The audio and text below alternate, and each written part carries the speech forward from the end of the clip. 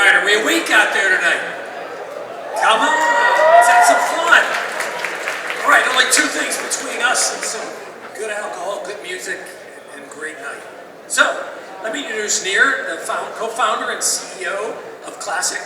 Mike Rogers, as you heard, operating partner of Team8. We're going to spend 10 minutes with you. We want you to walk away with two things.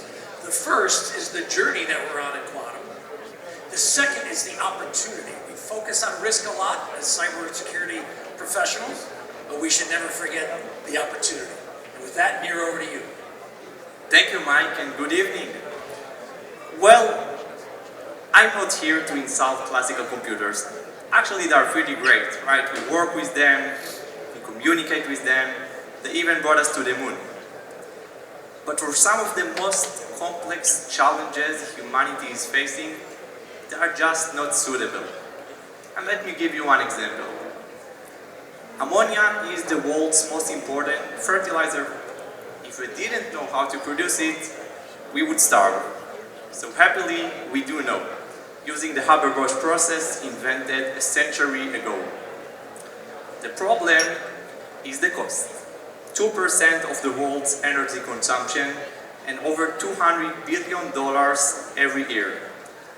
And that's frustrating because apparently every plant in the world is going through the very same process in room temperature with no energy consumption at all. So why can't we use technology to mimic this wonderful natural process, saving so much money and pollution? Well, actually we can. We know exactly how to do that. But it would take 1 million years on the world's most powerful supercomputer. On a quantum computer, on the other hand, only a few hours. A few hours that will change our world forever. So it was one example, but basically, in the coming years, quantum computers will revolutionize every large industry.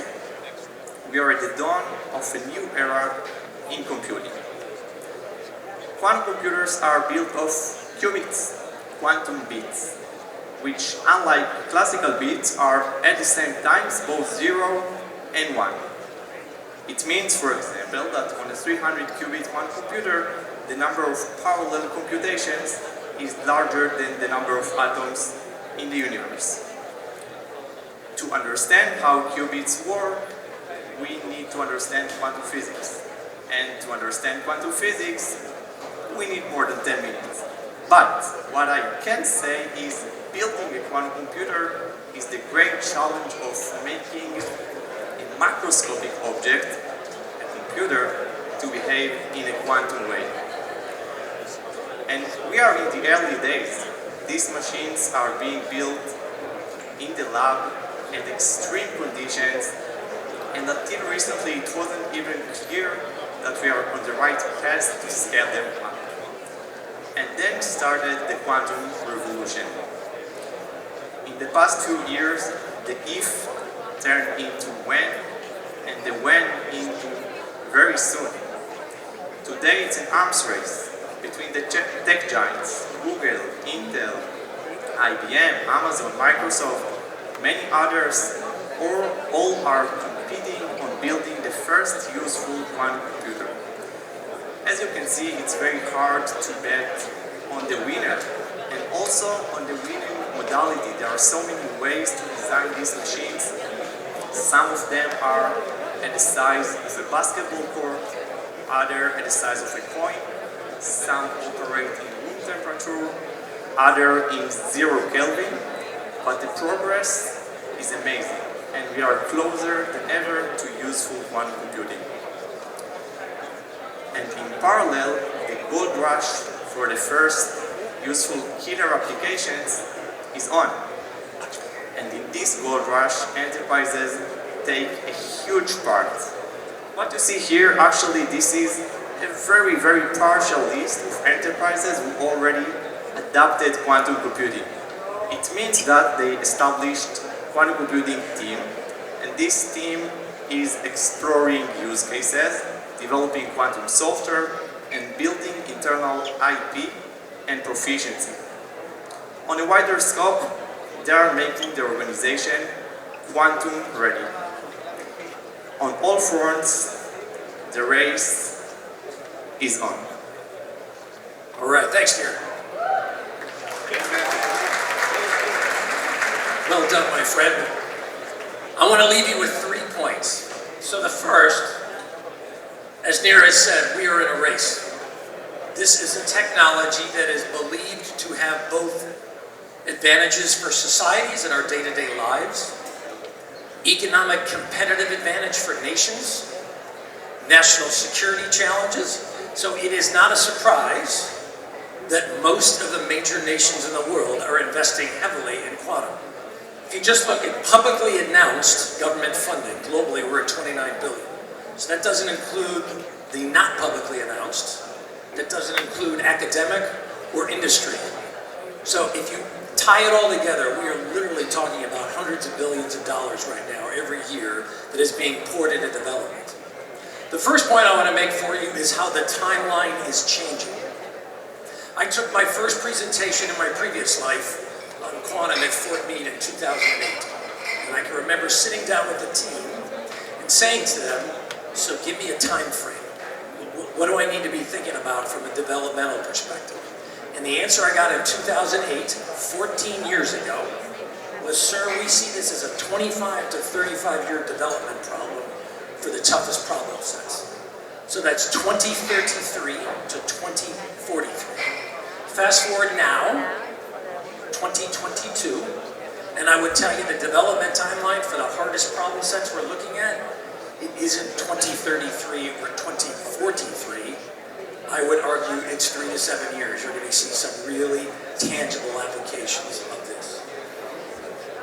And let's talk for a minute, my second point, about one of the challenges I'm sure many of you find is, in my previous life, I am trying to explain to the 2 presidents I worked for, as well as our Congress, why should the United States spend literally tens of billions of dollars on developing quantum technology? Isn't this just another computer? Why does it justify such a level of investment? So I have found one of the challenges is, as a CISO, as a cyber professional, trying to articulate to non-technical decision makers why they should care. This is the analogy I used to use with them. Think about current computers. They're built on something we call, as Nir showed us, a byte. It has only 2 states, a 1 and a 0. And current computation allows you only to look at one variable at a time. Quantum computing, if we can achieve what we're talking about, enables us to look at multiple variables simultaneously in a single qubit. And if we can tie together over time the stability, hundreds of thousands to millions of qubits, we are able to look at problem sets with massive amounts of data, high numbers of variables, and high rates of change in the data. Now, people have tended to focus on the risk dimension of quantum. Hey, isn't this going to undermine commercial encryption? My focus always was, there will be a challenge there, but we also need to be thinking about the opportunity that this represents. So think about the problem sets out there that have a ton of data with a high number of variables and a lot of change. Weather, traffic, the molecule, cancer, portfolio development in the financial world, cyber security. As cyber security professionals, think about the amount of data that we collect and we have access to. Think about the implications if we actually could bore through that in a matter of minutes and hours, not years, as we often have to do now. That's the real opportunity. The last point that I want to leave you with, at the moment we have tended to focus on the technical development of quantum computing. I would argue the challenge for all of us, so the technology is great, but how are we going to use this? What are the problem sets that we're going to focus on? And that is not what an engineer does. That is what all of us as cybersecurity professionals do within our mission set. So the challenge, I think, that I would leave you with is what are all of us going to do to harness the power of this amazing opportunity in our day-to-day security and operations. And with that, Amir and I thank you very much for your time. Thanks.